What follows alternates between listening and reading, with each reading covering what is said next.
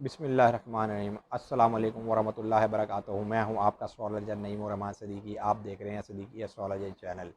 जिन लोगों ने अभी तक मेरा चैनल सब्सक्राइब नहीं किया उन लोगों से गुजारिश है चैनल को सब्सक्राइब कर लें, बेल बटन को पुश कर दें क्योंकि आने वाली मेरी हर वीडियो उन तक आसानी से पहुँच सके। वीडियो को शेयर लाइक कमेंट लाजमी किया करें क्योंकि हमारी टीम की हौसला अफजाई हो सके। आज का मेरा टॉपिक है पेट्रोल प्राइस क्यों इतनी बढ़ी हैं। पेट्रोल प्राइस ये जो पूरी दुनिया में बढ़ी है और ख़ास तौर पर पाकिस्तान में पेट्रोल प्राइस क्यों बढ़ी है और पाकिस्तान में दिन ब दिन महंगाई क्यों होती जा रही है, ये सब कुछ मैं आपको इस वीडियो में बताऊंगा। इस वीडियो को एंड तक देखें। इस वीडियो के अंदर मैं आपसे कुछ ख़ास और बातें बताऊंगा, सितारों की पोजीशन बताऊंगा।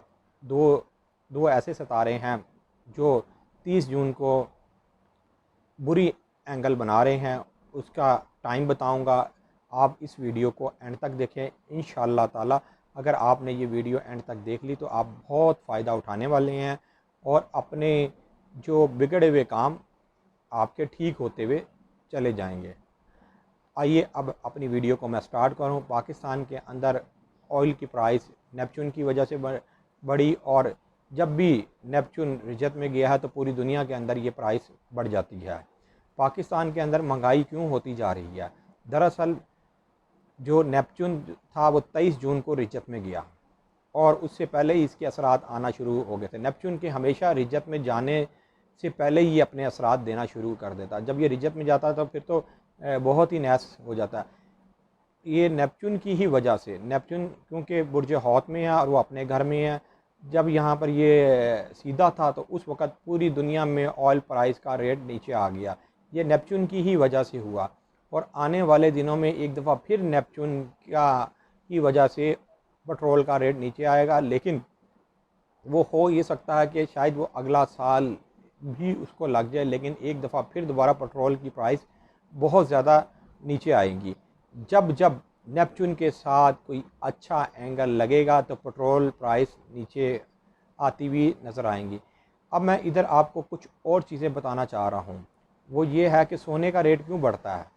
सोने का रेट शम्स की वजह से बढ़ता है। जब जब शम्स ठीक पोजीशन में होता है तो सोने का रेट नीचे गिरता है और जब ये नैस पोजीशन में होता है तो सोने का रेट बढ़ जाता है। अब आने वाले दिनों में मैं ये देख रहा हूँ सोने का रेट थोड़ा और बढ़ेगा, फिर अगस्त के अंदर थोड़ा कंट्रोल होगा और फिर ये सोने का रेट बढ़ेगा। अभी सोने का रेट एकदम बहुत नीचा आता हुआ मुझे नज़र नहीं आ रहा।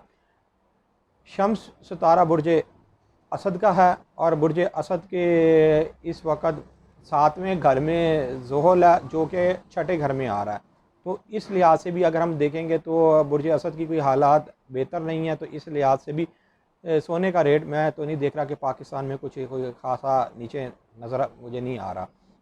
उसकी एक और जायचे में चीज़ देखी जाती है कि पाकिस्तान में अब इतनी महंगाई क्यों हो रही है। पाकिस्तान में इसलिए इतनी महंगाई हो रही है कि पाकिस्तान के जो दूसरे खाने के अंदर मरकरी पड़ा हुआ है, अतारत पड़ा हुआ और 8वें घर के अंदर मुश्तरी है, प्लूटो है और यहीं पर ज़ोहल आ रहा है और इधर ही चांद ग्रहण होना है। सबसे पहले तो ये है कि जब प्लूटो का जब करान हुआ था ज़ोहल के साथ और उसी कोई ख़ास डिग्री के अंदर मतलब कि जुपिटर भी मुश्तरी भी आ गया था, उस लिहाज से 8वें घर में बुरी नज़र वो डली थी। इस वजह से पाकिस्तान में महंगाई होती हुई नज़र आ रही है और यहाँ पर चांद ग्रहण भी पड़ रहा है तो मज़ीद मैं आगे महंगाई देख रहा हूँ।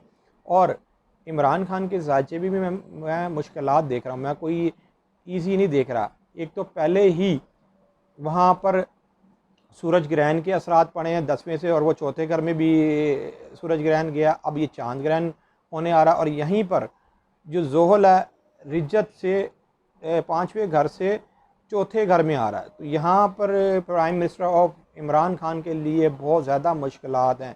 अगर ये इन मुश्किलात से बच गए तो इंशाअल्लाह ताला इनका वक्त ज़्यादा हो सकता है, लेकिन मैं नहीं देखता कि ये कुछ ज़्यादा वक्त हुकूमत कर सकें, इसलिए कि इनके लिए चैलेंजेस बहुत ज़्यादा हैं। पहले इनके लिए चैलेंज कम था, अब इनके जायचे के अंदर ये है कि जो इनके दोस्त भी हैं ना, जो इनको लेके आए हैं वो भी इनसे नाराज़ होना शुरू हो गए हैं।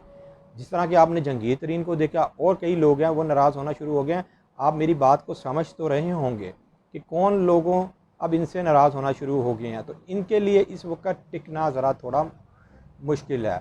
अब मैं आपको इस वीडियो के अंदर प्राइस बॉन्ड की बात करूंगा कि कौन लोग प्राइस बॉन्ड विन कर सकते हैं, आपको किस दिन प्राइस बॉन्ड लेना चाहिए और प्राइस बॉन्ड लेते हुए किन बातों का ख़ास ख्याल रखना चाहिए। सबसे पहले मैं आपको एक चीज़ बताऊं कि हर बंदे का जायचा अलहदा होता है। जायचे के 5वें घर से उसका लॉटरी का घर देखा जाता है कि आया कि ये बंदा लॉटरी जीत सकता है कि नहीं जीत सकता। फिर भी कुछ चीज़ें एक ऐसी की जाती हैं कि अगर कुछ साथ के अंदर और नज़र के अंदर अगर आपने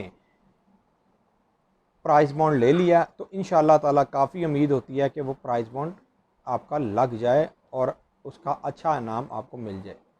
हर बंदा ज़िंदगी के अंदर प्राइस बॉन्ड नहीं जीत पाता। आपने देखा होगा कई लोग साल साल प्राइस बॉन्ड रखे होते हैं लेकिन वो प्राइस बॉन्ड उनके नहीं निकलते। आखिर क्या करना पड़ता है कि वो प्राइस बॉन्ड किसी को जाके सेल करते हैं तो वही प्राइस बॉन्ड दूसरे बंदे का निकल आता है, हालांकि उनका लगा रखा हुआ उनके पास साल साल नहीं वो प्राइस बॉन्ड निकलता। ये एक सितारों की एक ख़ास पोजीशन होती है जिस वजह से प्राइस बॉन्ड निकलता है। मैंने अपनी ज़िंदगी में एक और चीज़ देखी है, जब भी अतारत रिज्जत में गया तो उस वक्त 0 और 5 नंबर बहुत आया। 0 और 5 को मैंने बहुत देखा कि प्राइस बॉन्ड में ना अभी भी 1 जुलाई 2020 को जो अतारत रिज्जत में है तो मुझे उम्मीद है शायद जो है ना ये 0 और 5 ज़रूर ये कहीं ना कहीं आएगा। अभी मैंने इसका पूरा जायचा तो नहीं बनाया लेकिन मैंने आपको छोटे से कुलिये की एक बात बता दी। और ये हो भी बुध वाले दिन रहा है, बुध का भी 5 का हिस्सा बनता है तो इस लिहाज से 5 और 0 ये बहुत देखा गया। उससे पहले भी मैंने एक वीडियो अपलोड की थी जब अतारत रिज्जत में चला गया था और मैंने उसकी रिज्जत में जाने से आपको बताया था कि क्या क्या वो मुश्किलात लेके आता है। फिर मुझे कोई 3-4 दिन पहले पता चला कि इंडिया में दिल्ली में काफ़ी जो है ना जंजले आ रहे हैं, वो वहाँ पर गाय बगाए छोटे छोटे जो है ना जंजले आ रहे हैं। उधर की वीडियो में मैंने उधर की न्यूज़ में मतलब कि देखा। ये सारा ही अतारत की रिज्जत की वजह से। अतारत जब रिज्जत करता है तो ये दुनिया में कहीं भी जंजलात ये लेके आता है। इसकी पोजीशन इसके मामलात अच्छे नहीं होते।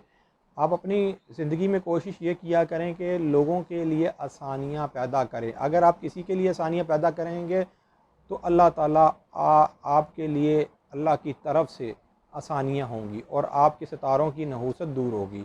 आप लोग अगर किसी की माली तौर पर हेल्प नहीं कर सकते तो मॉरली तौर पर हेल्प ज़रूर करें, उसकी वैसे ज़रूर हेल्प करें, मतलब कि उसको कोई बेहतर मशवरा दें और किसी का मजाक मत उड़ाएं।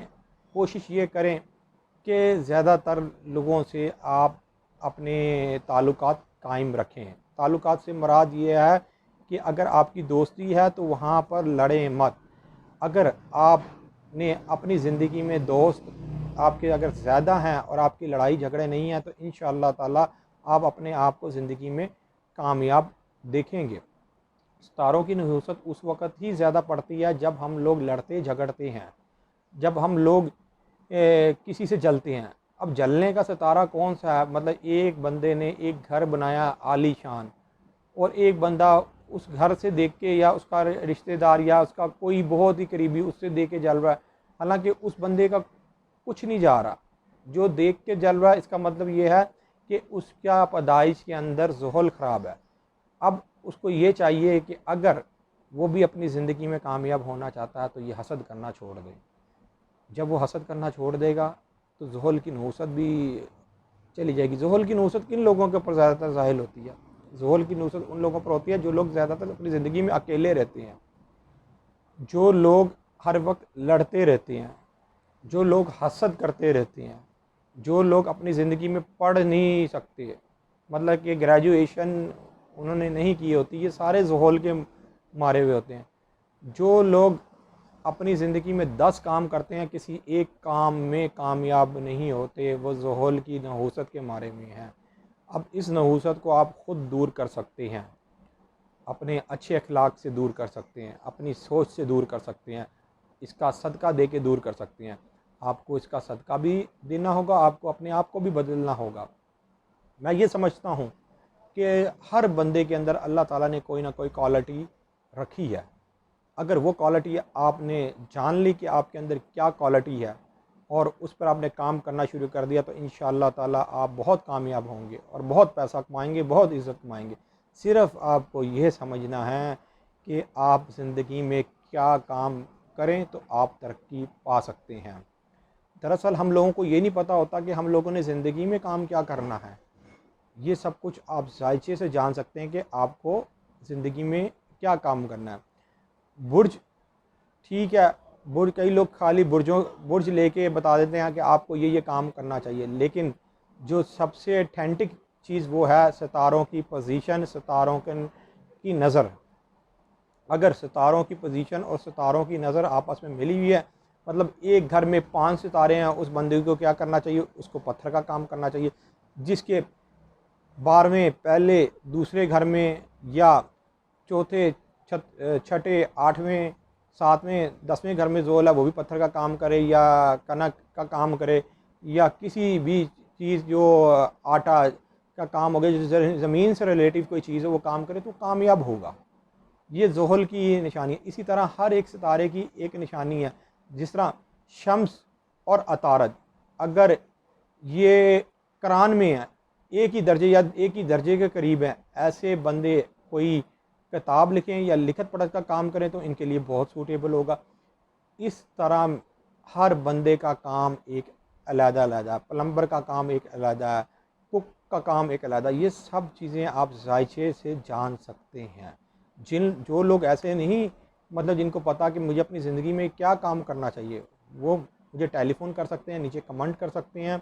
टेलीफ़ोन करके आपको अपनी सही डेट ऑफ बर्थ देनी पड़ेगी। अगर आपको अपनी डेट ऑफ बर्थ नहीं मालूम तो आपको अपनी निकाह की डेट देनी होगी। अगर आपको अपनी निकाह की डेट, कुछ लोगों को वो भी भूली होती है कि निकाह की, वैसे तो मोस्टली सब लोगों को निकाह की डेट पता ही होती है। या आपको आपकी औलाद की डेट देनी होती है कि जिस वक़्त आपकी औलाद पैदा हुई वो दिन, तारीख, महीना, टाइम क्या था, उससे भी हिसाब लग जाता है। कुछ ज़िंदगी के अंदर ऐसे मामलात होते हैं जिनसे हम अपना हिसाब लगा सकते हैं कि आया कि हमारी ज़िंदगी में चल क्या रहा है। ये कुछ चीज़ें थी, मैंने सोचा कि आप तक ये चीज़ें शेयर करूं। अगर आपने इन चीज़ों पर अमल कर लिया तो इंशाल्लाह आप बहुत फ़ायदा उठाएंगे। एक और चीज़ एंड पर मैं आपसे आपको बताना चाह रहा हूँ, वो बहुत ख़ास चीज़ है। मैंने पहले भी एक चीज़ कही थी कि लड़ाई अमेरिका और चाइना की है, वो चाहे जिस मर्ज़ी तरीके से, जिस मर्ज़ी एंगल से आ जाए, ये दोनों मुल्कों की लड़ाई है, बाकी तो सारे छोटे छोटे हैं। और एक मैं आपको और चीज़ बात बता दूं, हाँ, इंडिया और पाकिस्तान की अगर लड़ाई होगी तो वो एटमी लड़ाई और इस तरह की लड़ाई नहीं होगी। वो देखें, इन दोनों मुल्कों की आपस में कभी ना कभी कुछ ना कुछ चलता रहा है। कभी सियालकोट के बॉर्डर पर, कभी गंडा सिंह बॉर्डर पर, मतलब इस तरह ये ना मामला, या कश्मीर वाली साइड पर ये चलता रहा है।